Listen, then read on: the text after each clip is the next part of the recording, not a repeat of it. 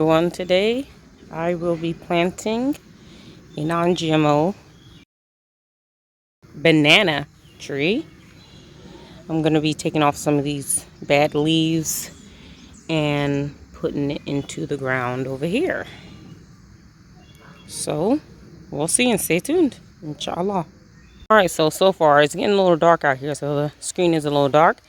But so far I've softened this area to make it moisture soluble and easier to absorb water. And I'm going to use the not pole driver, but the hole digger to dig a hole for the banana tree.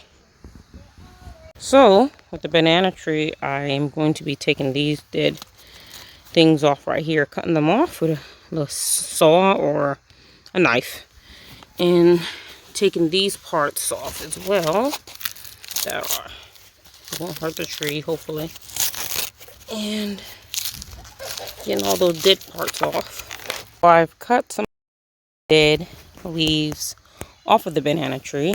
This is a new leaf coming right here, and I've dug a hole that I'm going to be placing the banana tree in, and mixing with some manure and compost and fertilizer.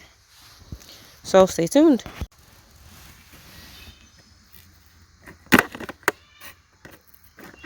First I'm going to cut the pot open so I won't stress out the plant.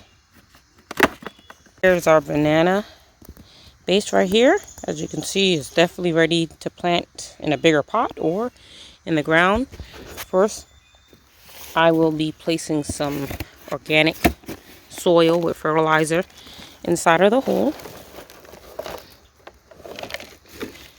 And then what I'll do is I'll get my banana tree and I place it directly in the hole. See, about there. That's a good enough amount of area to place some more soil and compost around here. So I'll keep filling it up. So I place the soil and compost around it, and I'm just filling it in so I have no air pockets at the bottom. Keep doing that. I'm going to add some manure compost that's been sitting for a couple of years, and some native soil. It has to be really banana trees like well draining areas. So I'm going to add some more compost. What I'm going to be doing is I'm going to be packing it down really well so we'll have no air pockets and the roots get soiled or become bad or infested or diseased. I'm going to keep packing it down.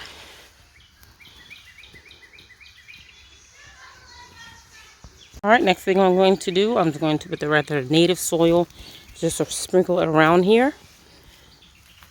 And then I'm going to put mulch, organic mulch, around the tree to keep moisture, because bananas, especially we're in zone 7A, so it gets fairly cold winters, and banana trees do not like freezing weather.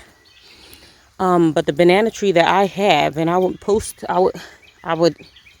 on the video, can withhold temperatures below 21 degrees. So at least 19 to 23 degrees at the lowest. This one, in particular one, will withhold the cold. So I'll continue that and put mulch around it. This is our banana tree right here.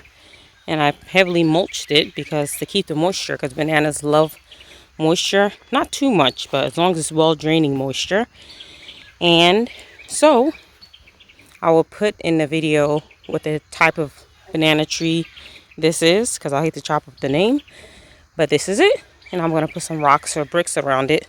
So just to make it decorate it. This tree, in particular banana tree, gets up to 15 feet tall. So it's right besides our apricot peach tree right here.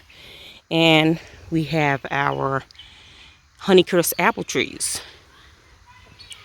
So I'll just decorate some bricks around it. Stay tuned. Here we have the banana tree. I decorated it with some marigolds around it. Hopefully it looks kind of sad right now, but hopefully when it gets rooted and gets its nutrients really well, because it was in that pot for a while, it'll perk up and get more leaves.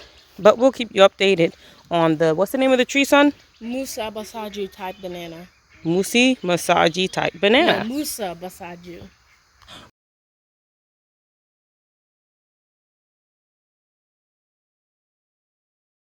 This is it. Stay tuned for updates. If it stays or if it dies. Hopefully it doesn't die. Inshallah, it will live.